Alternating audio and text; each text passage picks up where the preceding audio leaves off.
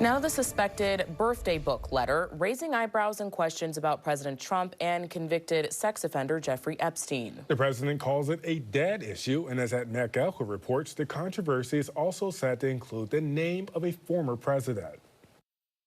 A 2003 birthday book compiled for Jeffrey Epstein contains messages, pictures, and notes from friends and family of the accused underage sex trafficker. The most notable part of the book is an alleged letter from Donald Trump accompanied by a lewd drawing of a woman.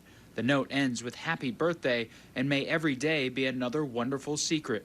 The president has called the note fake, and the White House doubled down Tuesday. We have maintained that position all along. The president did not write this letter. He did not sign this letter. It's divided into sections, including family and friends, with redacted sections from girlfriends and children.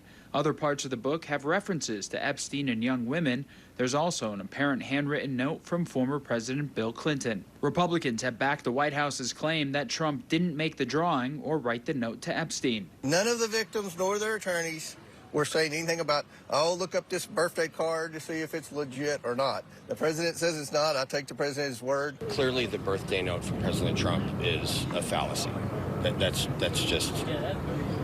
It's just not true.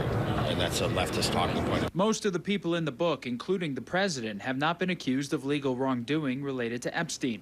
Democrats are using the Trump references, including another entry in the book from an Epstein friend with a picture of Epstein holding a novelty check from Trump suggesting a woman was sold, to continue to tie the president to the scandal while pushing for a full release of all Epstein files. If Republicans don't want to engage in a cover-up of pedophilia and this pedophilia ring, they should go sign this discharge petition. A handful of Republicans is all we need. Democrats are all on board. Trump sued the Wall Street Journal for $10 billion earlier this summer over a report on the birthday note to Epstein. His supporters claim that the signature in the picture doesn't match his.